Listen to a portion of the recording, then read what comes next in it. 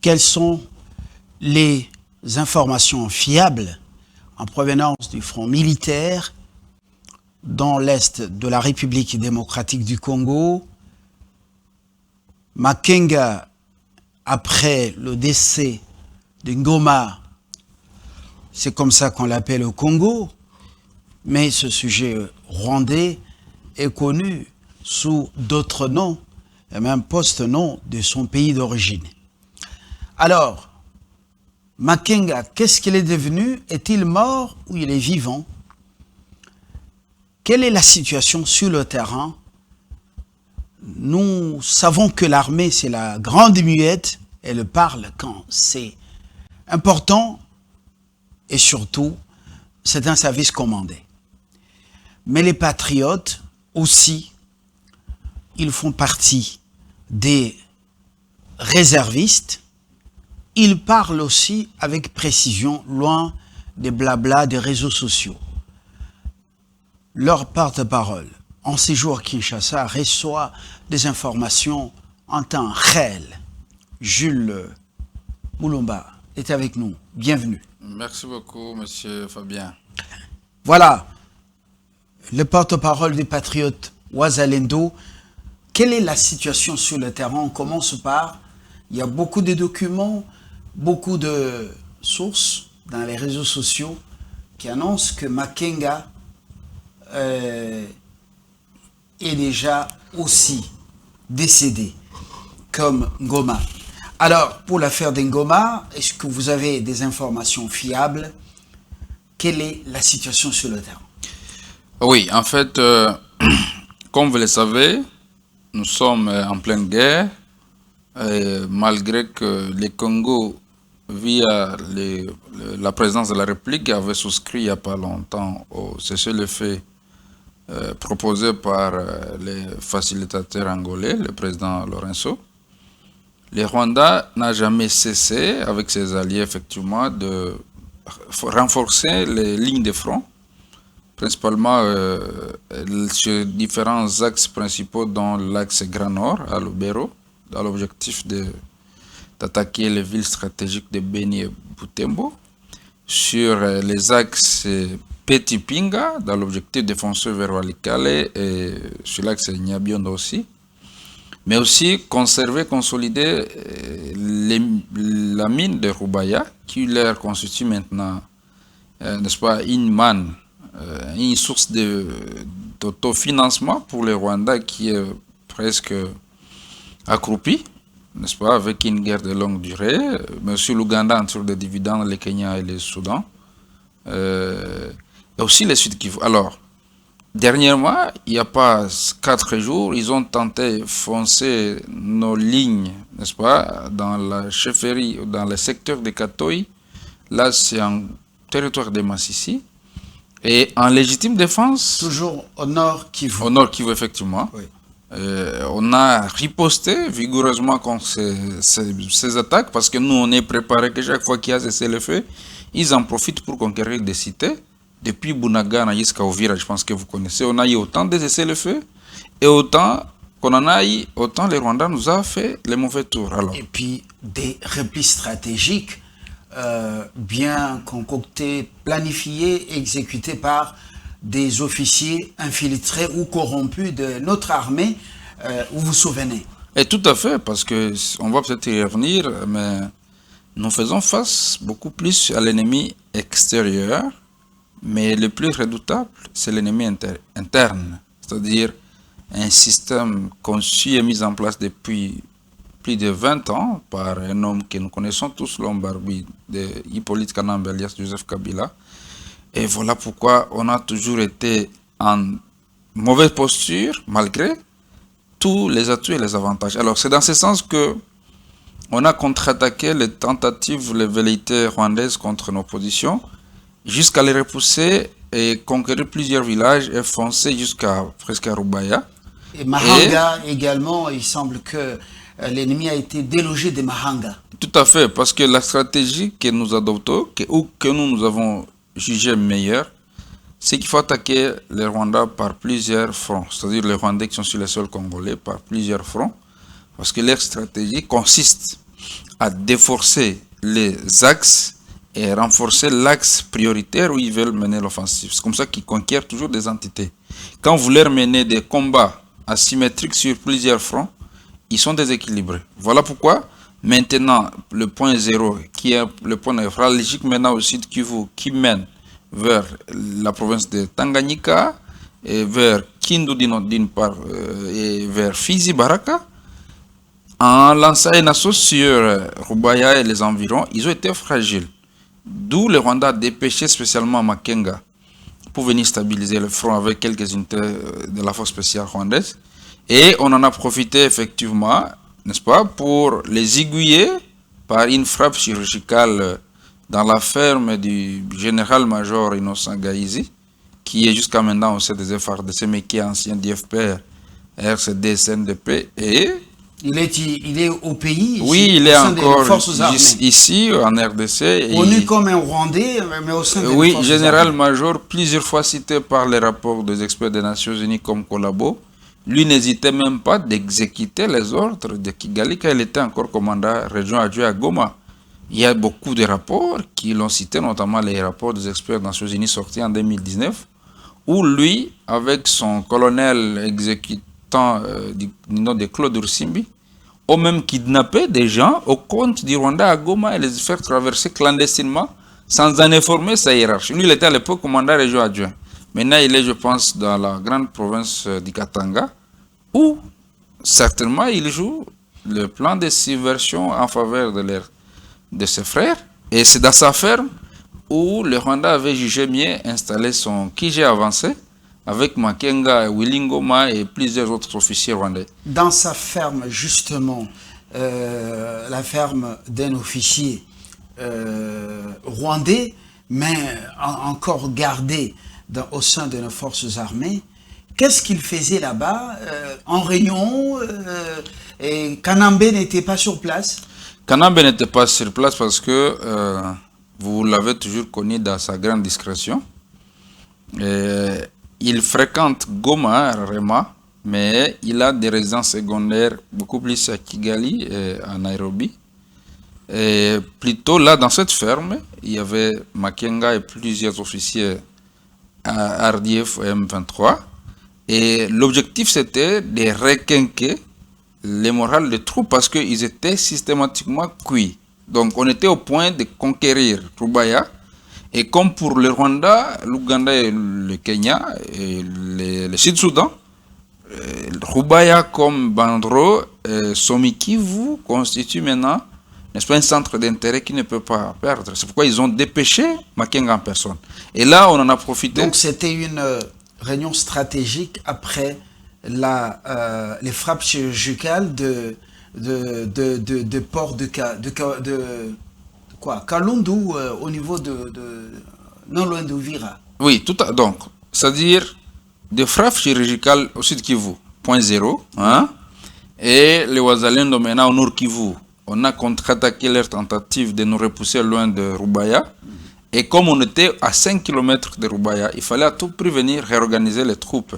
Parce qu'on en avait déjà capturé une trentaine. Jusqu'à maintenant, ils sont entraînés à Massissi. Il fallait que Makenga lui-même vienne. Et cependant, cette réunion nocturne qui s'est terminée à 0h, Makenga en a profité pour s'évader, pour quitter la ferme et aller se replier à plus ou moins 4 km de là, dans la paroisse catholique de Matanda qu'on appelle Mater Dei. Il est redouté des frappes comme ça. Oui, non. On l'a déjà raté plusieurs fois. Makenga, il est boiteux, vous savez. Il faut se demander. Il a déjà échappé à plusieurs coups. Et comme Kanambe, Makenga aime toujours se camoufler. Même à Goma, souvenez-vous quand ils avaient pris Goma, vous avez vu Nanga, le fameux Bernard Biamungu aller au stade. Aviez-vous vu à l'époque Makenga? Non. Il aurait fallu se rassurer que le système anti-aérien rwandais perce Goma avant qu'il ne vienne. Parce qu'il sait qu'il est la cible principale et il sait beaucoup miser sur sa sécurité. Donc il marche avec la peur dans le ventre et la mort le poursuit partout. Voilà pourquoi il essaie de se camoufler. Et à 0h, il avait eu effectivement cet instinct de quitter les lieux.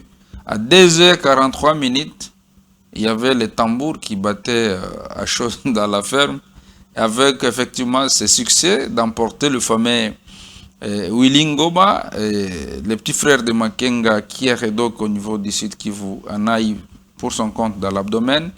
Il y a le colonel Safari qui est dans le bureau 3, il a succombé. Le major Pascal, il y a le chef escorte de Iman Nzenze, il y a l'assistant sécurité du gouverneur et plusieurs autres officiers rwandais. Le plus important... Le fameux gouverneur des Rwandais. Des Rwandais, lui, oui, effectivement, Erasto Bahati Musanga. Donc, on en dénombre plusieurs morts. Et d'ailleurs, notamment aujourd'hui, un hélicoptère rwandais a encore atterri à Mushaki. C'est comme s'ils avaient camouflé d'autres blessés là-bas et des morts qui sont venus évacuer notamment vers Kigali. Et d'autres officiers ougandais. Parce que l'hôpital militaire des UPDF à 35 km de Kampala en a reçu aussi des blessés venus de cette frappe. Donc, c'est une évidence. Et la mine de Roubaix, comme je le disais tantôt, constitue l'épicentre névralgique, n'est-ce pas, des enjeux au sein de l'EAC. À part le Burundi qui ne s'y est pas immiscé et la Tanzanie, mais les Rwanda comme l'Ouganda, comme le Sud-Soudan et le Kenya de Ruto, tout le monde s'approvisionne là-bas. Si, donc le circuit, s'il faut peut-être vous le dire, les minéraux maintenant quittent ces sites et d'autres sites congolais, étiquetés comme maïs, et transit au Rwanda. Arrivé au Rwanda, c'est nationalisé, avec le certificat d'origine de ces minéraux, comme quoi ils venaient du Rwanda, et ça transite par l'Ouganda. De l'Ouganda, ça chute à Mombasa au Kenya, avant d'être amené au marché international. Donc tout le monde dans cette chaîne se retrouve, tous ces pays avec leurs bandits se retrouvent dans cette chaîne d'approvisionnement. Oui, oui, il y a des quotes-parts bien tracées pour ces pays agresseurs. Et l'M23, le vrai M23 là, le Panté là, se contente des taxes locales parce qu'ils ont installé des douanes, même à l'intérieur. Hein? Ils ont d'abord des frontières qui partagent avec le pays qui les soutiennent, le Rwanda, l'Ouganda, notamment la grande barrière à Goma, la petite barrière à Goma aussi. Il y a la frontière de Bunagana, la frontière d'Ishacha avec l'Ouganda, vous voyez. Ils ont installé aussi des barrières internes. Par exemple, à Munigi, là on appelle Operpe, Rutoboko à Kiwanja, vous voyez. Et à Kamanyola. Donc ils perçoivent des taxes internes, mais les résultats de ces gros, bitins-là, liés aux mines, sont finalement la réserve stratégique des pays qui les soutiennent.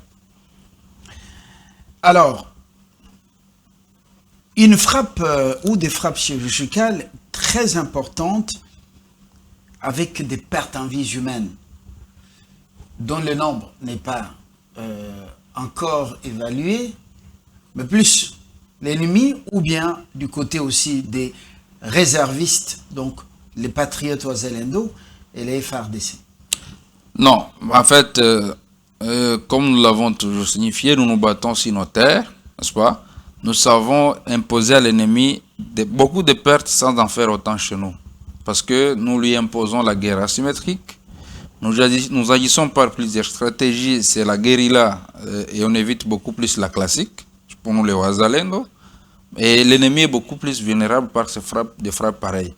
Et on a la chance d'en faire autant de morts parce que ce sont des Rwandais. On en a ramassé autant, monsieur Fabien, parce que maintenant on en dénombre 35, n'est-ce pas?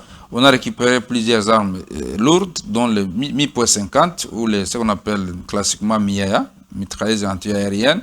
On a récupéré autour de 3. On a récupéré une cinquantaine d'AK-47. On a récupéré des mortiers 60 des RPG, vous voyez.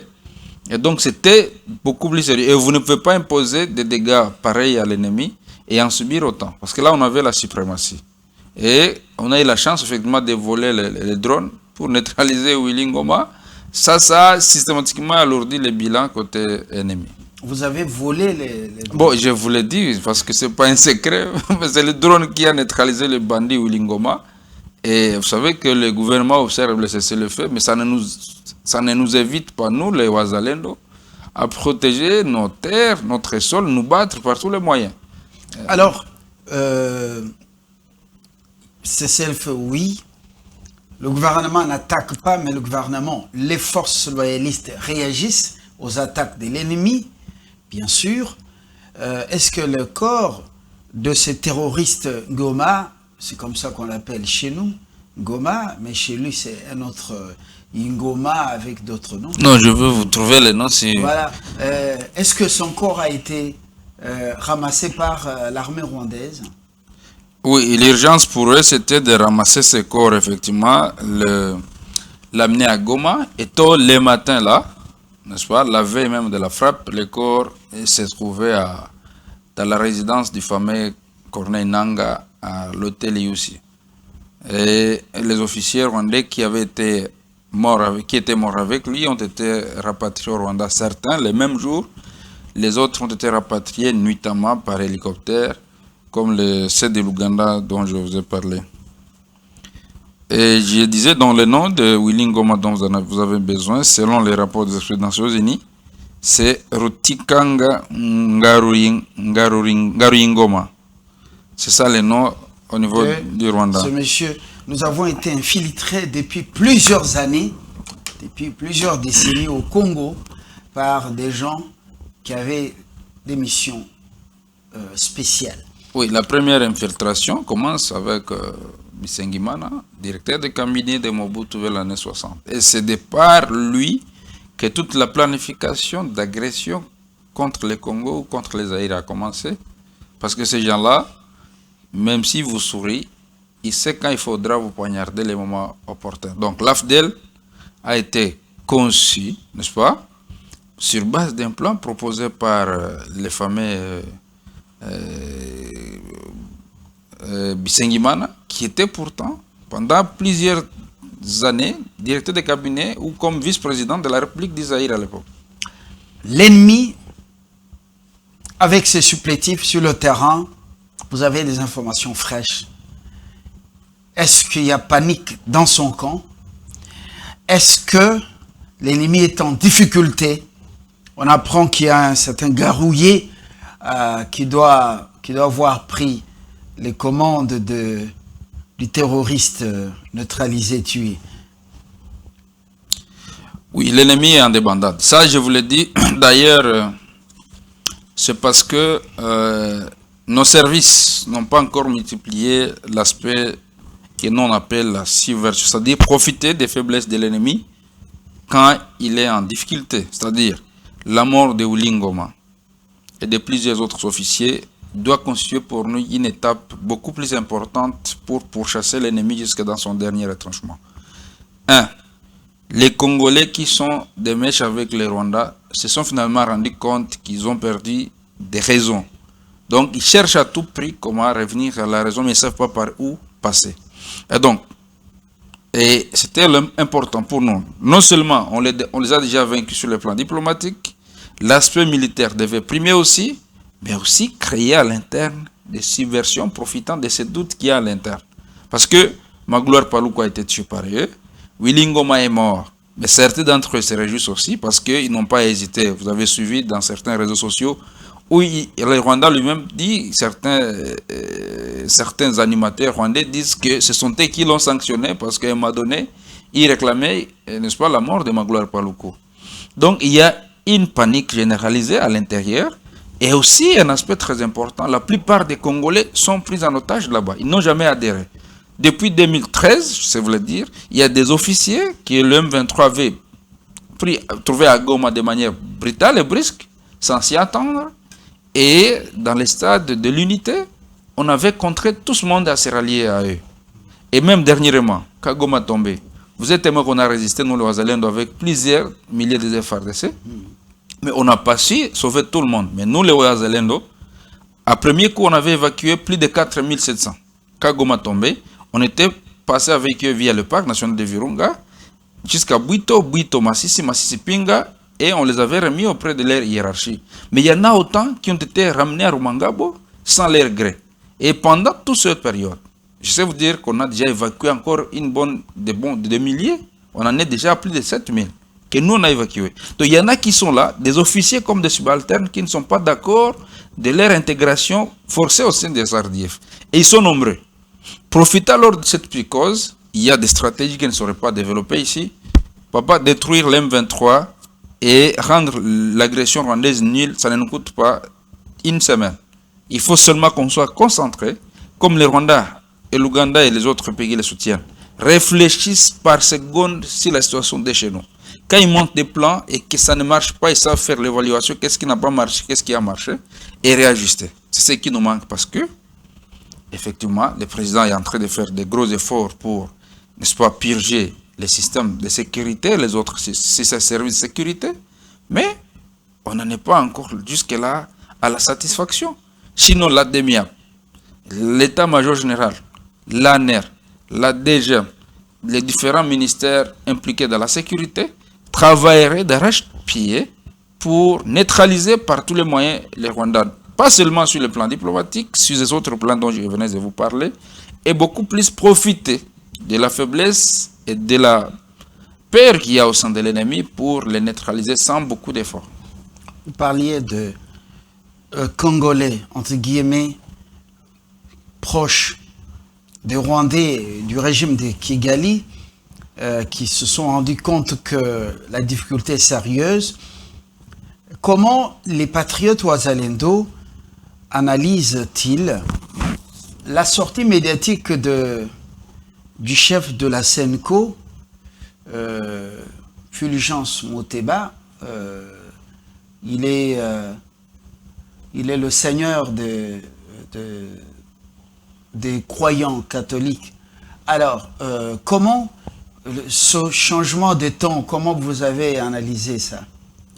Bon, en fait, nous, moi personnellement, je suis aussi chrétien, n'est-ce pas? Mais je n'ai jamais partagé le point de vue que la SENCO et les SCC ont adopté ces derniers temps. Nous sommes en guerre. C'est comme si là, c'est un serpent qui fait incursion dans votre maison, ou un lion, ou un animal féroce, n'importe lequel. Même s'il y avait une guerre entre papa, maman et les enfants, l'urgence, c'est d'abord se mettre ensemble. C'est l'instinct de survie qui va directement travailler. Et là, celui qui va directement arracher la machette, les couteaux, les bâtons, l'urgence, d'abord neutraliser l'ennemi. Et après, la réconciliation est d'abord spontanée d'ailleurs. Parce qu'après avoir défait l'ennemi, l'intrus, vous allez finalement, vous n'irez même plus vous rappeler de ce qui s'est passé. Alors, on devrait avant tout, c'est le point de vue du docteur Denis Mukwege. Avant tout, on doit d'abord neutraliser l'ennemi, mettre fin à l'agression avant de penser à toute autre chose de dialogue. Même la posture qu'a adoptée Martin Fayulu, nous, ça nous a déçus. Nous, on n'a pas besoin de dialoguer avec l'agresseur. Le dialogue entre les Congolais, c'est bon. Et ça doit se passer sous les auspices du Congo lui-même. Et non pas donner la brèche à l'ennemi. Parce que l'homme politique congolais, n'est-ce pas, par le fait qu'ils ont évolué par des magouilles, par la mafia, ils veulent toujours que le Congo reste ce gâteau qui se partage entre eux, n'est-ce pas, tout en donnant la grosse part aux agresseurs, aux envahisseurs. Alors que des hommes sérieux, responsables patriotes, on devait d'abord réunir tous les efforts autour du président de la République, Félix Tshisekedi Antoine, neutraliser l'agression rwandaise pour chasser l'ennemi jusque dans son dernier retranchement. Et puis on se dit finalement, nous entre Congolais, maintenant comment on manage notre pays. S'il y a des failles, on peut savoir comment les réglementer et non pas donner de brèches à l'ennemi. Donc, nous nous inscrivons à fond par rapport à cette position et nous pensons que la position la plus radicale du chef de l'État, c'est la raison même de la survie du Congo, neutraliser l'ennemi et penser à autre chose après. Je crois qu'on ne va pas beaucoup enfoncer les clous sur ce point que j'aborde. Les frappes avec précision sur ces chefs terroristes au service de Kagame et son régime, ça nécessite de renseignements de haut niveau. Est-ce que les Black Warriors sont déjà entrés en danse dans le cadre de la collaboration, soit au sud Kivu, soit au nord Kivu, avec les forces armées, loyalistes et les réservistes que vous êtes?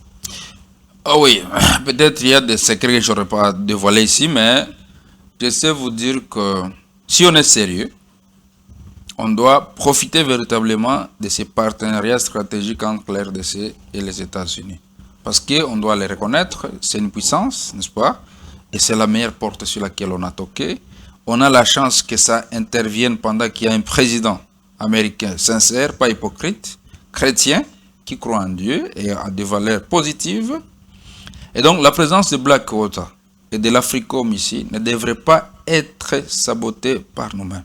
Parce que je sais vous le dire, nous avons eu affaire à d'autres partenaires régionaux, notamment la SADC, qui avaient montré des prouesses en 2013, mais qui a été dernièrement saboté à Goma par un général du nom de lieutenant-général Sikabwe Fall, qui est même venu défendre le traître Yves Filemon, alors qu'ils ont joué l'un les mauvais tours contre la République à Rutshuru, et l'autre les mauvais tours à Goma pendant toute une année, allant jusqu'à même faciliter la neutralisation des Chirimwami. Donc les Blackwater sont là depuis plus de 6 mois, mais nous n'avons pas encore senti la vraie rentabilisation de cette force d'une si grande puissance pareille. Parce que pour nous les Wazalendo, on doit synchroniser de la manière la plus professionnelle, n'est-ce pas, la force spéciale FARDC que nous saluons, dont nous saluons la bravoure. Ce sont des unités d'élite produites par le président Félix Tshisekedi. Les hiboux. Les hiboux, effectivement, avec des formations spécialisées avec les Israélites et différentes puissances.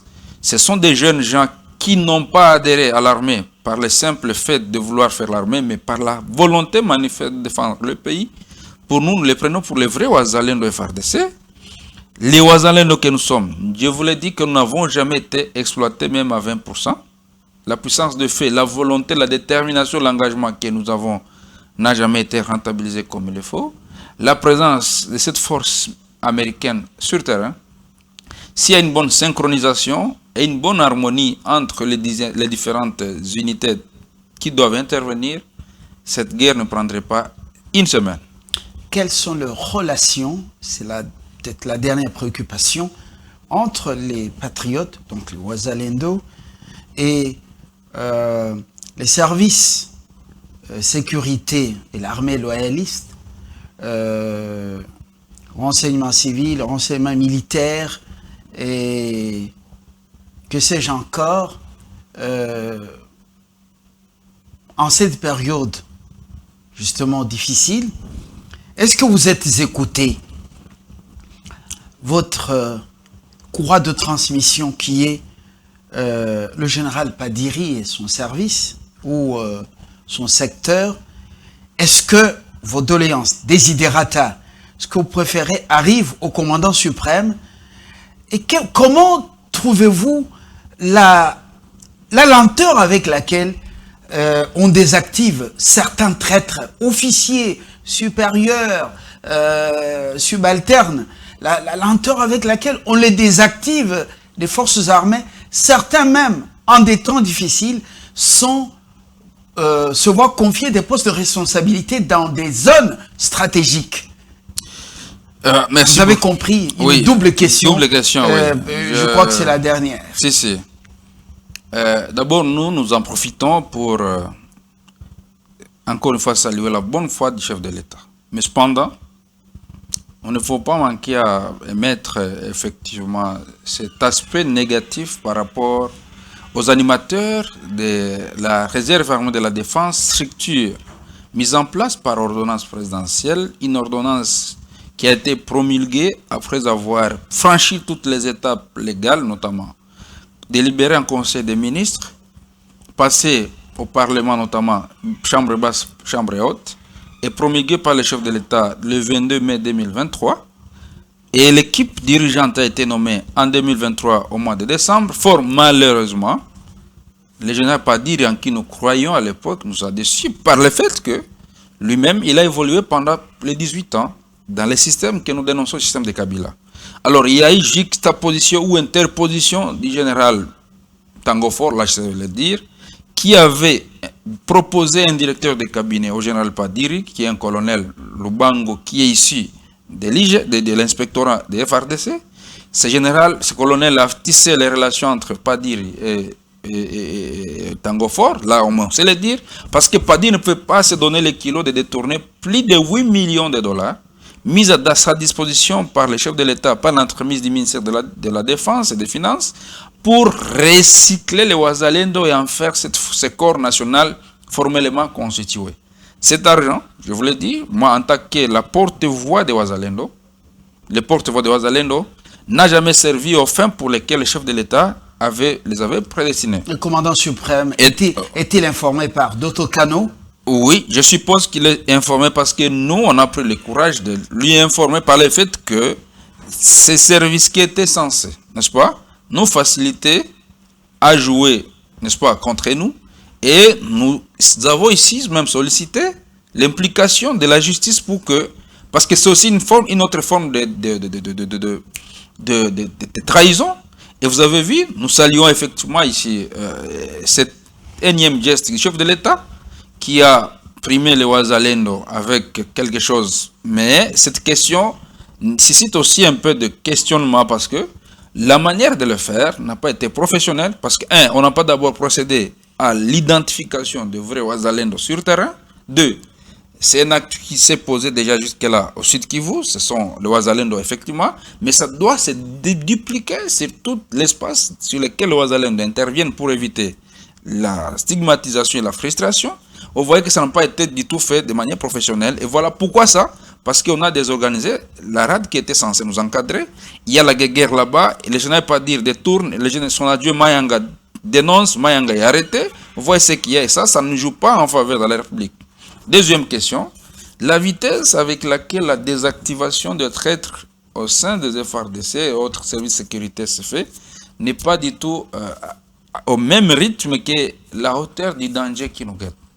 Dieu merci parce qu'il continue à préserver le chef de l'État qui non seulement fait face à un ancien chef d'État qui a dirigé le pays pendant 18 ans, un ancien chef d'État-major, John Numbi, inspecteur général de la police et d'autres officiers, mais aussi était et encore entouré par les mêmes systèmes.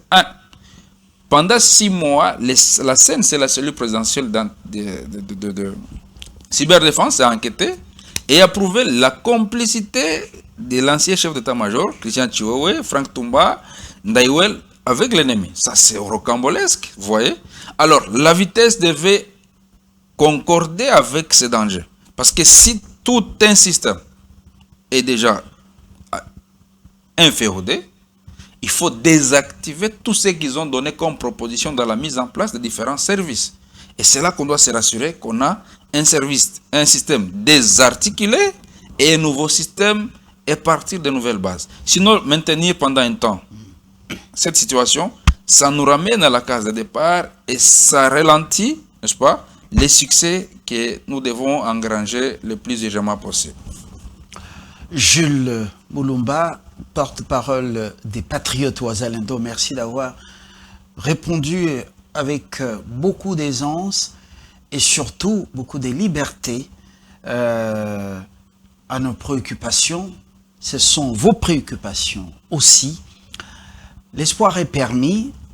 Je crois que ceux qui entourent le chef ou qui ont des passés de responsabilité doivent arrêter avec les courbettes, avec justement, ou de jouer le rôle des troubadours et trouvères. Il faut parler au chef avec beaucoup de responsabilité, n'est pas l'adorer, mais lui dire la vérité. Parce que c'est pour cette raison que vous êtes là. Et le chef devra, ça c'est très important, être très rigoureux dans les castings, parce que vous voyez le spectacle qu'il y a maintenant dans les entreprises, détournement, pas des centaines de dollars, mais des millions de dollars. C'est grave en cette période difficile où on a plus besoin de moyens pour faire la guerre et pour s'occuper du social des Congolais. À très bientôt. Si nous avons d'autres questions, on vous demandera de revenir afin d'y répondre. Portez-vous très bien. Merci beaucoup et nous restons disponibles parce que nous devons informer le peuple congolais et surtout rendre de cette idéologie Wazalendo une doctrine que tous les Congolais doivent s'approprier parce qu'avec ça, c'est sans détournement, c'est sans trahison. Merci et beaucoup. Voilà, les Wazalendo partout, dans les médias également, les Wazalendo dans la gouvernance, au niveau national, dans les entreprises et établissements publics, la Cour des comptes fait déjà un travail, elle vient de se réveiller. Voyons voir jusqu'où elle ira avec des procès qui ont commencé. Je propose même que ceux qui sont pris la main dans le sac soient publiquement renvoyés aux enfers et permettre à leurs âmes d'être dans les troubles éternels. Ouais, à l'éternité. Dans les troubles éternels. Et pourquoi pas les amener, comme ce fut le cas avec Mobutu. Lui, c'était de la mauvaise manière, là où il y a le stade des martyrs aujourd'hui. À très bientôt, au revoir. Merci beaucoup. Merci aux auditeurs.